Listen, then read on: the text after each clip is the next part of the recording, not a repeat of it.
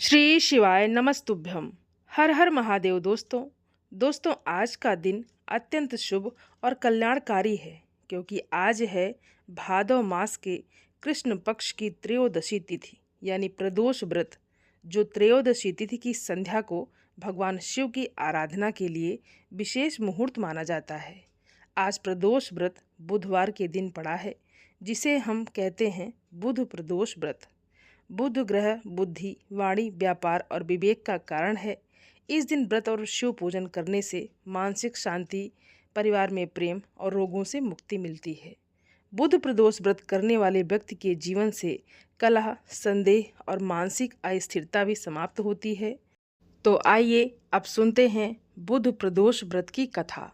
और कथा से पहले सुनिए वो दुर्लभ संवाद जो देवी पार्वती और भगवान शिव के बीच हुआ था। एक बार माता पार्वती और भगवान शिव सृष्टि का भ्रमण कर रहे थे। पथ में वो एक निर्जन वन से गुजरे।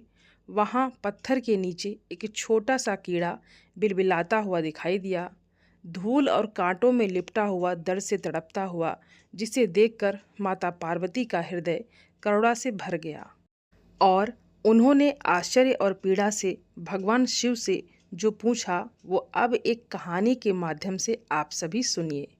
एक बार भगवान शंकर और माता पार्वती जी साथ साथ पदयात्रा पर संसार के भ्रमण के लिए निकले।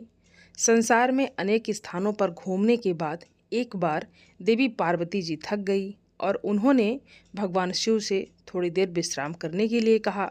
भगवान शिव ने विश्राम करने के लिए हामी भर दी और फिर वो दोनों एक बड़े से पीपल के पेड़ के नीचे छांव में बैठ गए।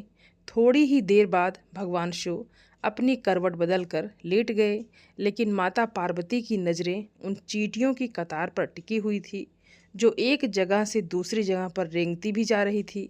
चींटियों के बीच में रास्ते में पड़ा था एक रेंगने वाला कीड़ा, जिसे वो चींटियां लगातार चलते हुए काट रही थी। वो कीड़ा अपनी रक्षा करने में असमर्थ था, क्योंकि चींटियां बहुत सारी थी और कीड़े को इस तरह चींटियों के काटने से अत्यधिक पीड़ा हो रही थी। वो अपनी रक्षा के लिए छटपटा रहा था और माता पार्वती जी ये दृश्य देखकर दुखी होने लगी। माता कैसे न कैसे करके उस कीड़े की पीड़ा को मिटाना चाहती थी, लेकिन खुद करने में असमर्थ थी। तो माता ने कीड़े को इस समस्या से मुक्ति दिलाने के लिए भगवान शिव से प्रार्थना की। भगवान शिव ने जब खड़े होकर उस कीड़े को देखा तो उन्होंने देवी पार्वती को समझाया कि आप इस पर ध्यान मत दो। ये किसी पीड़ा में नहीं है, बल्कि अपने कर्मों का ही फल भोग रहा है। लेकिन माता पार्वती अपने कोमल हृदय से इस कठोर और पीड़ादायी दृश्य को देखकर बहुत दुखी थी। उन्होंने फिर से भगवान शिव से उस कीड़े की पीड़ा को मिटाने के लिए लगातार प्रार्थना की, लेकिन भगवान शिव भी उन्हें यही समझाते रहे कि इस पर ध्यान मत दो, क्योंकि ये तो अपने कर्मों का फल भोग रहा है और सभी को एक ना एक दिन अपने कर्मों का फल भोगना ही होता है। भगवान शिव ने इस समस्या से मुक्ति दिलाने के लिए माता पार्वती जी से वहाँ से कहीं दूसरे स्थान पर चलने के लिए कहा, ताकि उनका ध्यान वहाँ से हट सके। लेकिन माता पार्वती जी ने भी हट पकड़ रखी थी। उन्होंने कहा, प्रभु, जब तक इस कीड़े की पीड़ा नहीं मिटेगी मैं यहाँ से कहीं नहीं जाऊँगी। अब भगवान शिव को देवी पार्वती जी की हट के आगे मजबूर होकर उस कीड़े की पीड़ा को मिटानी पड़ी। भगवान शिव बोले, देवी ठीक है, मैं इसका कष्ट दूर कर रहा हूँ, लेकिन अगर बाद में ये कुछ गड़बड़ करे तो तुम मुझे दोष मत देना। भोलेनाथ की बात सुनकर देवी पार्वती जी कहने लगी, ठीक है प्रभु, पहले आप इसका कष्ट तो मिटाइए। फिर भगवान शिव ने अपनी शक्तियों से उस कीड़े को, राजा चींटियों को, उसकी प्रजा और उनके लिए एक बहुत ही सुंदर नगरी बना दी, जिसमें राजा का आलीशान महल था। अब यहाँ से उस राजा की वास्तविकता शुरू होती है, जिस कारण उसे एक कीड़े के रूप में पीड़ा मिल रही थी। अब जब सब कुछ बनकर तैयार हो गया, तब भगवान शिव ने राजा से, जो पहले जन्म में कीड़ा था, उससे कहा कि भाई अब तो अपना राजपाट संभाल, हम यहाँ से चलते हैं। लेकिन राजा अपने व्यवहार से बड़ा ही घमंडी था और वो एक चरित्रहीन भी था। उसने माता पार्वती जी की ही सुंदरता पर मोहित होकर उनका ही हाथ पकड़ लिया और भगवान शिव का ये कहकर अपमान किया कि तू एक योगी, वन वन भटकने वाला, एक साधारण सा ब्राह्मण, भला तेरे साथ ये सुंदर स्त्री कैसे रह सकती है? इसकी जगह तो मेरे महल में है, जिसे मैं अपनी रानी बनाऊंगा। इतनी सुंदर स्त्री एक राजा की रानी ही बन सकती है, ना कि एक साधारण से योगी की, जिसे ना अपने आज का पता है और ना अपने कल का। अब मेरी बात सुन और यहाँ से चुपचाप चला जा। ये तो मेरी रानी बनेगी। तब भगवान शिव ने उस राजा को, जो अपने पूर्व जन्म में कीड़ा था, समझाने की बहुत कोशिश की। भगवान बोले, ये मेरी पत्नी है, तू अपना राजपाट संभाल, तुझे तो हजारों रूपमती मिल जाएंगी। भगवान शिव ने उसे समझाने का बहुत प्रयास किया, लेकिन वो राजा था कि अपनी ही जिद पर अड़ा रहा। तब भगवान शिव कहने लगे, ठीक है राजा, तुम इसे अपनी रानी बना लो, मैं चलता हूँ। भगवान की ये बात सुनते ही माता पार्वती भगवान शिव के चरणों में गिर गई और बोली, स्वामी, आप मुझे इस दुविधा में छोड़कर अकेले कैसे जा सकते हैं? तब भगवान शिव बोले, देवी, मैंने तो तुमसे पहले ही कहा था कि मैं इसका कष्ट मिटा दूंगा, लेकिन बाद में अगर ये कुछ गड़बड़ करता है तो तुम मुझे इसका दोष मत देना। माता पार्वती जी बोली, हे नाथ, मुझे क्षमा कीजिए, मैं कर्म सिद्धांत को नहीं पहचान सकी, लेकिन अब मैं समझ गई हूँ कि ये घमंडी और चरित्रहीन मानव अपने पिछले जन्म के कर्मों का ही फल भोग रहा था। इस क्रूर मानव ने अवश्य ही अपने जीवन में अनंत पाप किए होंगे, जिसका दंड इसे आज इस कीड़े के रूप में भुगतना पड़ रहा है। अब भगवान शिव प्रसन्न हुए कि चाहे देवी पार्वती ने हट करके ही इसका कष्ट मिटाना चाहा, परंतु अब वो कर्म सिद्धांत को समझ चुकी थी। फिर भगवान शिव ने अपनी शक्तियों से सारी परिस्थितियां पहले जैसी ही कर दी। राजा को वहीं पहले की तरह कीड़ा और प्रजा को पहले की तरह चींटियां बनाकर उसके कर्म सिद्धांत को उसके हाल पर छोड़ दिया। अब माता पार्वती जी भी प्रसन्न होकर भगवान शिव के साथ अपने भ्रमण पर पुनः निकल पड़ी। इसी तरह प्राणियों को अपने अच्छे और बुरे कर्मों का फल तो भोगना ही पड़ता है, आज नहीं तो कल, कल नहीं तो परसों, और इस जन्म में नहीं तो अगले जन्म में। आइए अब सुनते हैं बुध प्रदोष व्रत की कथा। प्राचीन कथा के अनुसार एक बार एक पुरुष की नई नई शादी हुई थी। गौने के बाद दूसरी बार वो अपनी पत्नी को लाने के लिए अपने ससुराल पहुंचा और सास से कहने लगा कि माँ जी, बुधवार के दिन पत्नी को वापस लेकर जाऊंगा।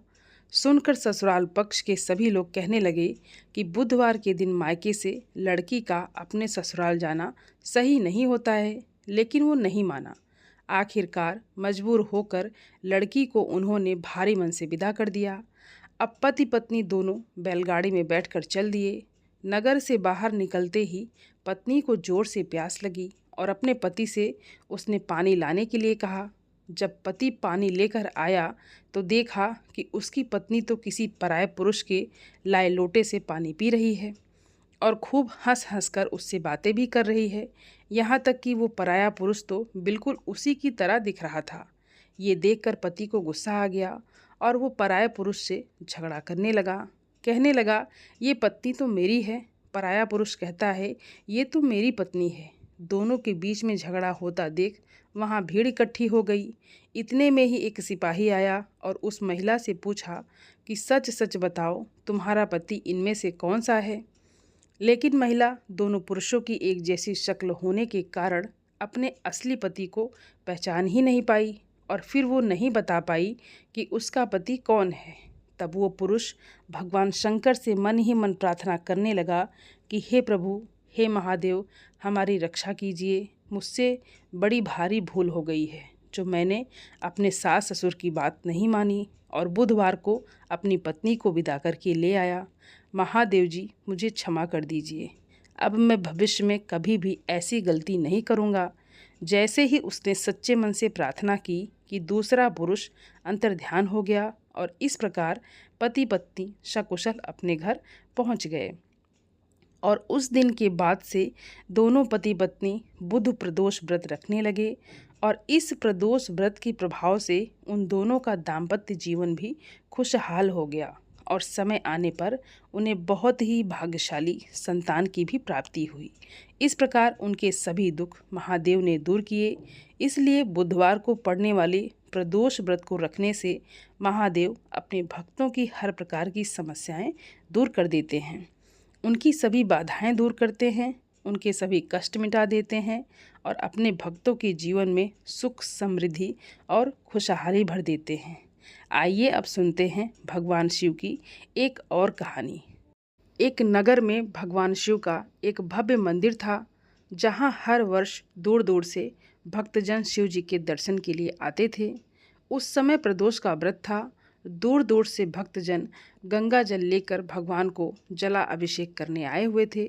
मंदिर का परिसर भक्तों की भीड़ से भरा हुआ था। तभी अचानक आकाश में बिजलियां चमकी और सोने का एक थाल उतरा।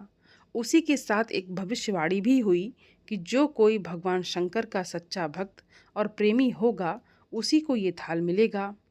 मंदिर के परिसर में उपस्थित सभी लोगों ने ये भविष्यवाणी सुनी। धीरे धीरे सभी इकट्ठा हो गए और जो लोग मंदिर की व्यवस्था देख रहे थे, उन्हें तो पूरा विश्वास था कि ये थाल हमें ही मिलेगा। इसलिए वो सबसे आगे आकर खड़े हो गए। सबसे पहले एक पंडित जी आए और बोले, देखिए भाइयों, मैं प्रतिदिन महादेव जी का अभिषेक करता हूँ, इसलिए मैं ही भोलेनाथ का सबसे निकटवर्ती प्रेमी और भक्त हूँ, इसलिए थाल मुझे ही मिलना चाहिए। इतना कहकर पंडित जी ने थाल उठाया और जैसे ही पंडित जी ने थाल उठाया, थाल पीतल का हो गया। अब देखिए, ये देखकर पंडित जी बड़े ही लज्जित हुए। उन्होंने थाल यथास्थान पर रखा और वहाँ से निकल गए। इसी प्रकार वहाँ उपस्थित सभी पंडितों ने खुद को आजमाया, लेकिन शायद उनमें से भी कोई भी सच्चा भक्त नहीं था। उन्हें भी थाल यथास्थान पर रखकर चले जाना पड़ा। इसके बाद उस नगर के राजा का आगमन हुआ। राजा साहब आगे आए और बोले कि हे प्रजाजनों, मैंने महादेव के मंदिर में बड़ी भारी दान दक्षिणा की है, इसलिए ये थाल मुझे ही मिलना चाहिए। इतना कहकर राजा आगे बढ़े और थाल उठाया। जैसे ही राजा ने थाल उठाया, थाल तांबे का हो गया और ये देखकर महाराज भी बड़े लज्जित हुए और थाल को यथास्थान पर रखकर एक तरफ खड़े हो गए। इसके बाद इसी तरह एक एक करके दानी महात्मा और भक्त पधारे और थाल को उठाया, लेकिन किसी के हाथ में कुछ और, किसी के हाथ में कुछ और हो गया, लेकिन सोने का नहीं रहा। तब लोगों को पता चला कि हम में से कोई भी महादेव का सच्चा भक्त नहीं है। और उसी समय एक किसान का आगमन हुआ। वो बेचारा महीनों बाद आज प्रदोष व्रत के शुभ अवसर पर शिव जी के दर्शन करने आया था। गरीबी और गृहस्थी के बोझ तले दबा दिन रात खेतों में मेहनत मजदूरी करके अपना और अपने परिवार का गुजारा करता था। अभी रास्ते में ही आ रहा था कि कोई भिखारी मिल गया और कुछ खाने को मांगने लगा। इस किसान को दया आ गई। अपने खाने के लिए जो खाना लाया था, वो उसने उस भिखारी को दे दिया। थाल के बारे में इसने भी सुना था, लेकिन इसने उस ओर कोई ध्यान नहीं दिया। सीधा मंदिर में गया और महादेव का पूजन करके बाहर आ गया। परिक्रमा करके जाने को हुआ, तभी पीछे से एक व्यक्ति बोला, अरे ओ भाई, तुम भी ये थाल उठाकर देख लो, हो सकता है तुम ही वो सच्चे भक्त हो जिसके लिए ये थाल आया है। किसान को लगा कि वो व्यक्ति उसका मजाक बना रहा है, तो किसान ने हंसते हुए कहा, भाई, मैं तो कभी पूजा पाठ नहीं करता, महीने में एक आध बार मंदिर आ जाता हूँ, मैं काहे का सच्चा भक्त। वो आदमी बोला, हम तो देख चुके हैं, हमारी भक्ति 2 कौड़ी की भी नहीं है। अब तुम ही अपना हाथ लगा कर देख लो, सोने का थाल मिले ना मिले, किंतु पता तो चल जाएगा कि तुम्हारी भक्ति में कितनी सच्चाई है। लोगों के बहुत ही आग्रह करने पर आखिर उस भोले भाले किसान ने जाकर थाल उठाया। तो जैसे ही उसने थाल उठाया, लोगों के आश्चर्य का ठिकाना नहीं रहा। सोने का थाल रोशनी से चमकने लगा और ये देखकर सब लोगों में खुशियों की लहर दौड़ गई। सभी लोग उसके जयकारे लगाने लगे और पूछने लगे, भाई, तुम ही सच्चे भक्त हो, अब हमें भी बता दो कैसी भक्ति करते हो जिससे महादेव तुमसे इतने प्रसन्न हैं। तो किसान बोला, भाई, मैं कोई भक्ति नहीं करता, मैं केवल दिन भर खेतों में काम करता हूँ और थोड़ा समय निकालकर ज़रूरतमंद लोगों की मदद करता हूँ, इसके अलावा भगवान भोलेनाथ का मन ही मन ध्यान कर लेता हूँ और कोई विशेष कार्य नहीं करता। लोग पूछने लगे, तुम लोगों की मदद क्यों करते हो? तो हंसते हुए किसान बोला, सुकून, दूसरों के चेहरे पर मुस्कान देखकर जो मुझे आनंद और खुशी होती है उसे मैं शब्दों में बयान नहीं कर सकता। और शायद यही कारण है कि महादेव मुझसे खुश हैं। इसलिए हमेशा याद रखें, सत्कर्म का आनंद भी आनंद से होता है और अंत भी आनंददायक होता है। दुष्कर्म का आरंभ भी दुख से होता है और अंत भी दुखदायक होता है। आप सैकड़ों मील की यात्रा करके भी दूसरे का दिल दुखाते हैं तो आपकी वो तपस्या, साधना और महादेव का दर्शन धूल के बराबर है। हे भोलेनाथ, जैसे आपने उस किसान पर कृपा दृष्टि बरसाई, वैसे ही अपने सभी भक्तजनों का कल्याण करना, सबकी गरीबी दरिद्रता दूर करना, उन्हें मोक्ष देना। दोस्तों, उम्मीद करती हूँ ये वीडियो आप सभी लोगों को बहुत अच्छी लगी होगी और आप सभी सनातनी भाई बहनों से मेरा विनम्र निवेदन है, मेरे चैनल को सब्सक्राइब ज़रूर कर लें और वीडियो को लाइक और अपने फैमिली फ्रेंड के साथ शेयर ज़रूर करें और कमेंट बॉक्स में हर हर महादेव लिखना बिल्कुल भी ना भूलें। आप सभी को हर हर महादेव। धन्यवाद दोस्तों।